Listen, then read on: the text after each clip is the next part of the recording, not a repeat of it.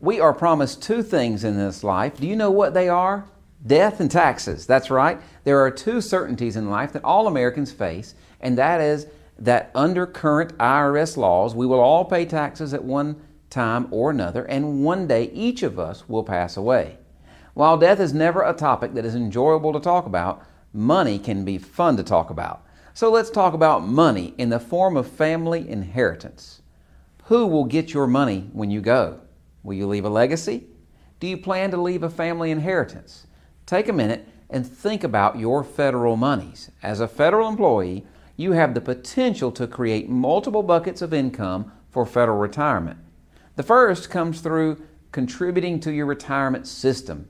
This is where federal pensions are dispersed from.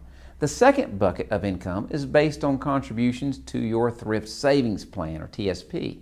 Last but not least, FERS and CSRS offset employees are also eligible to contribute to Social Security, which creates that third bucket of income. Therefore, you are potentially creating 3 buckets of money to hopefully spend one day. But what is going to happen to that money when you pass away? What will you be leaving as a family inheritance? Well, let's talk about the federal pension. Federal employees who are single with no children and pass away may not have a survivor annuitant to leave their federal pension to. However, the contributions paid into the retirement system by you, the employee, are payable to someone. You may choose who that individual is by completing a designation of beneficiary form. CSRS should complete SF 2808 and FERS should complete SF 3102.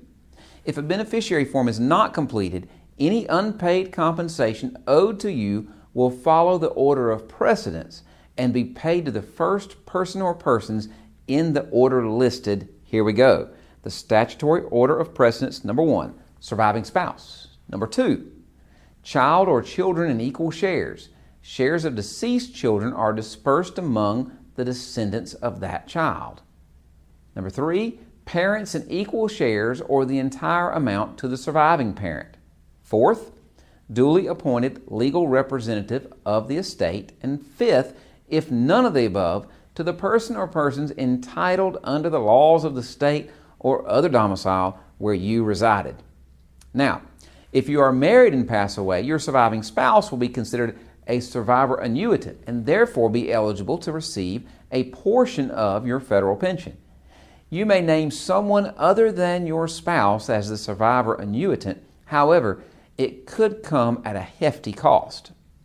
Thrift Savings Plan. Let's discuss it in detail. The federal 401k type program is better known as the TSP. The government strongly encourages the contributions of FERS employees by matching up to 5% of the employee's contribution amount. Please note, it is important to have a beneficiary listed for your TSP savings. In the event of your death, you will want to make sure your TSP savings are inherited by those you have chosen and not the court system. If a beneficiary is not listed on a designation of beneficiary form, which is TSP 3, your TSP will be distributed according to that order of precedence we discussed earlier.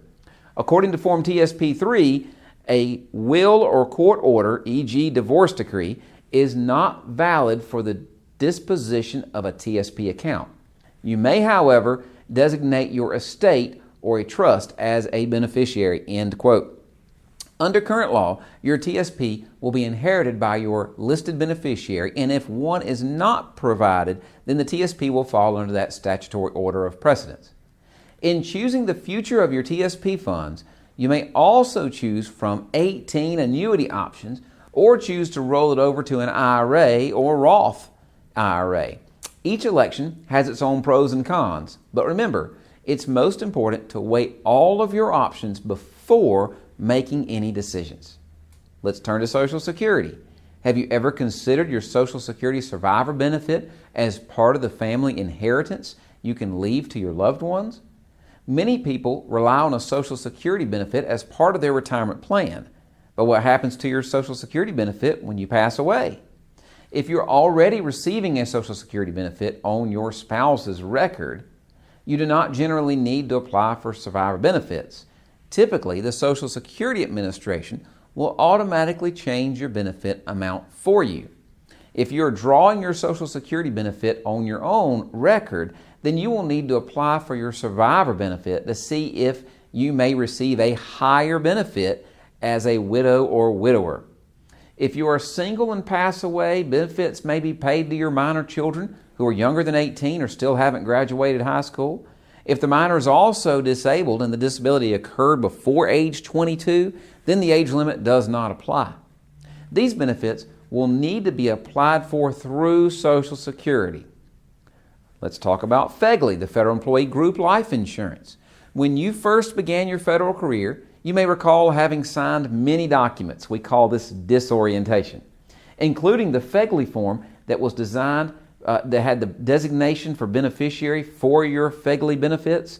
During the retirement process, you may want to complete the standard form 2823, which is the designation of beneficiary, which OPM maintains in their archives.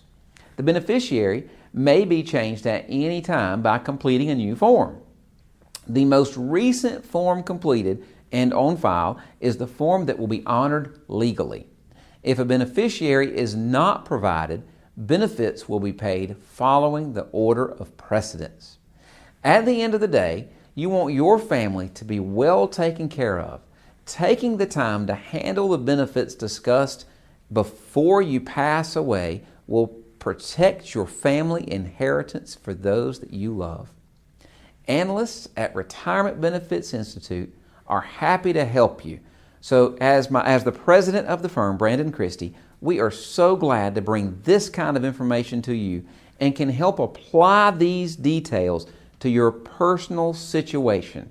Call us at 877-864-1145 and speak with one of our analysts, and we'll be glad to consult with you as you prepare for a successful retirement.